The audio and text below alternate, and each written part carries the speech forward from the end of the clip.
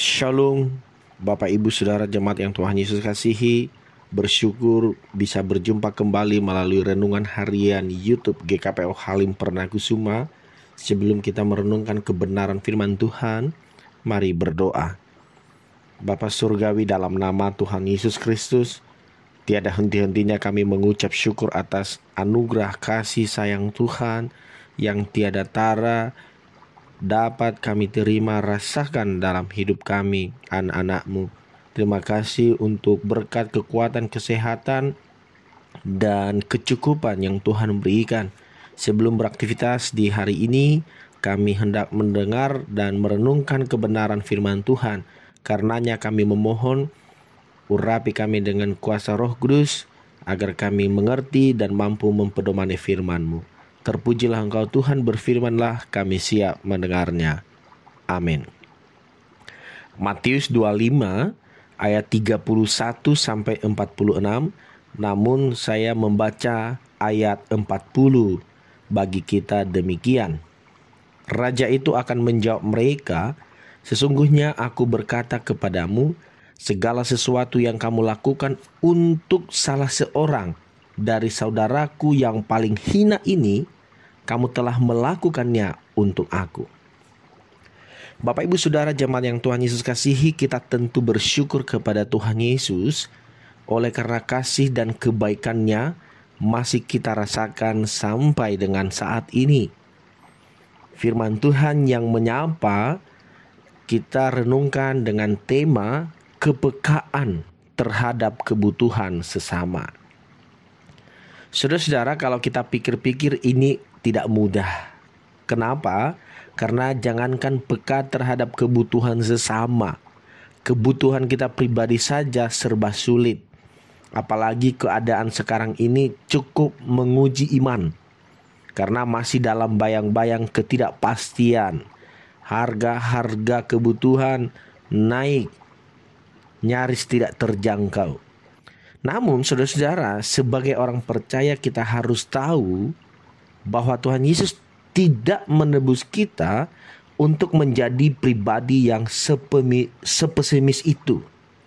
Sekali lagi, Tuhan Yesus tidak menebus kita untuk menjadi pribadi yang sepesimis itu. Justru Tuhan Yesus sesungguhnya telah menganugerahkan kepada kita kekuatan dan kuasa-Nya untuk menaklukkan bahkan dunia ini. Bapak Ibu Saudara jemaat yang Tuhan Yesus kasihi, dalam bacaan kita bahwa penulis Matius menunjukkan kepada kita bagaimana kelak Yesus Kristus akan menentukan orang yang duduk di sisi kanan dan kiri yang diumpamakan dengan domba dan kambing, antara orang yang benar dan yang berdosa. Dan pemisahan itu bukan terjadi semata-mata karena kuasa Yesus Kristus, tetapi berdasarkan pada tindakan kasih dan kepekaan kita terhadap kebutuhan mereka yang hina dan terpinggirkan. Sekali lagi, pemisahan itu berdasarkan tindakan kasih dan kepekaan kita terhadap kebutuhan mereka yang hina dan terpinggirkan. Sekali lagi, dalam bacaan kita ini, penulis Matius memberi gambaran kepada kita bahwa penghakiman dan pemisahan itu bukan berdasarkan pada kekuasaan sang raja semata, akan tetapi berdasarkan pada tindakan kasih dan kebaikan dari manusia.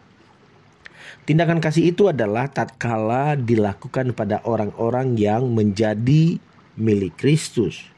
Mereka yang menjadi milik Kristus ialah mereka yang menderita dan terpinggirkan, atau seperti yang dikatakan oleh Yesus di ayat 40 bacaan kita tadi, sesungguhnya aku berkata kepadamu, segala sesuatu yang kamu lakukan untuk salah seorang dari saudaraku yang paling hina ini, kamu telah melakukannya untuk aku.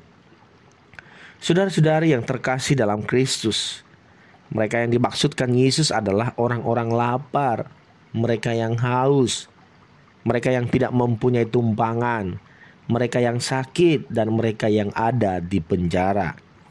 Yesus menghendaki pelayanan yang sungguh pada mereka. Artinya, bahwa pelayanan terhadap Kristus Raja semesta alam itu akan terwujud secara konkret ketika kita peka dan terpanggil untuk melayani orang-orang miskin dan terpinggirkan. Saudara-saudara yang Tuhan Yesus kasihi, bukankah setiap hari kita menjumpai begitu banyak saudara-saudara yang menderita?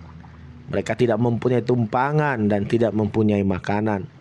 Pertanyaannya, apakah kita sudah tergerak hati untuk menolong mereka?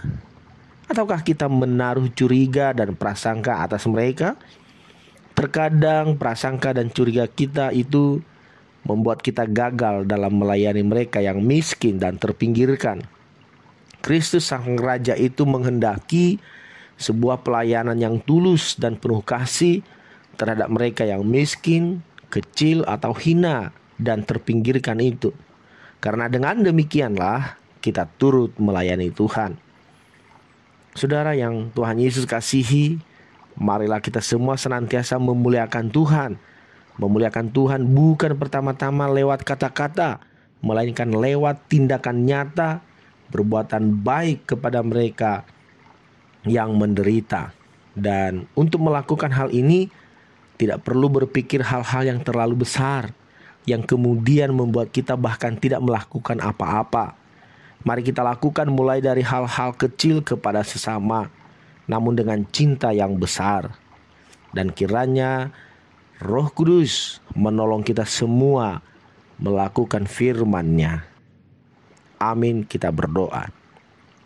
Bapa Surgawi, terima kasih untuk firman-Mu. Urapi dan mampukan kami semua agar memiliki kepekaan terhadap kebutuhan sesama.